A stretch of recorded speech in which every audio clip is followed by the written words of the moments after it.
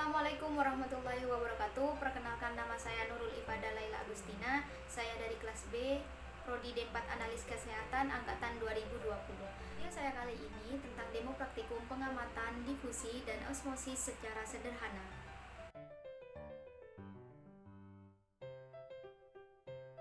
Jadi pada praktikum difusi kali ini, alat dan bahan yang harus kita siapkan yang pertama yaitu 2 buah gelas, kemudian air panas dan air dingin, dan juga 2 kantung teh celup.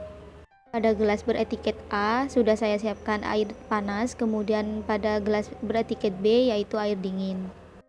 Kemudian setelah menyiapkan seluruh alat dan bahan, masukkan teh kantong pada masing-masing gelas. Pada gelas pertama yakni air panas dan juga gelas kedua yakni air dingin. Kemudian amati pada menit pertama.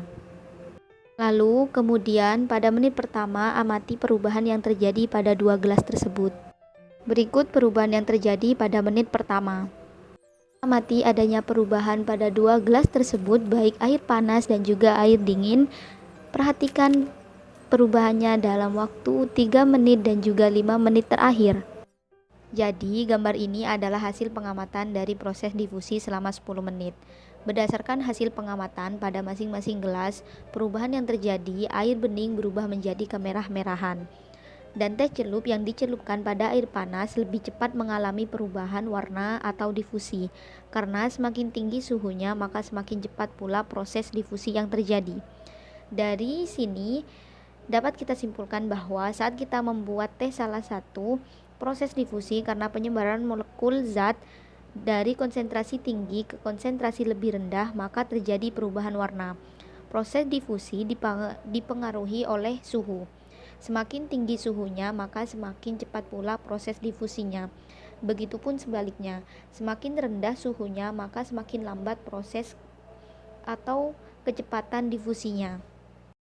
Kemudian video yang kedua yaitu tentang osmosis. Di sini alat bahan yang digunakan yaitu kentang, kemudian larutan air garam pada etiket A dan air biasa pada etiket B. Kemudian setelah semua alat dan bahan telah dipersiapkan, masukkan potongan kentang terhadap masing-masing gelas yang telah berisi air.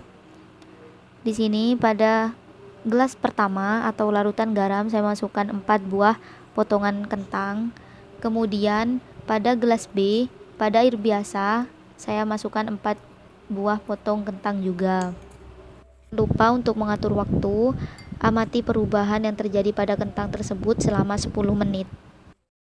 Kemudian setelah 10 menit, amati perubahan yang terjadi pada kentang tersebut. Berikut adalah hasil dari pengamatan osmosis pada kentang yang direndam selama 10 menit pada 2 larutan air yang berbeda. Pada gelas yang berisi larutan garam, kentang mengalami perubahan tekstur yaitu menjadi lebih lembut atau lembek, dan adanya perubahan warna menjadi kuning pucat. Hal ini menandakan bahwa kentang mengalami osmosis. Sedangkan pada kentang yang direndam pada air mineral biasa masih tetap pada keadaan yang sama atau tidak adanya perubahan yang terjadi pada kentang tersebut. Berdasarkan praktikum ini dapat disimpulkan bahwa proses osmosis pada kentang yang direndam ke dalam larutan air garam karena konsentrasi dalam sel kentang lebih rendah dibandingkan dengan konsentrasi air pada larutan garam, sehingga zat-zat pada kentang keluar ke dalam larutan tersebut dan menyebabkan tekstur kentang menjadi lebih lunak atau lebih lembut.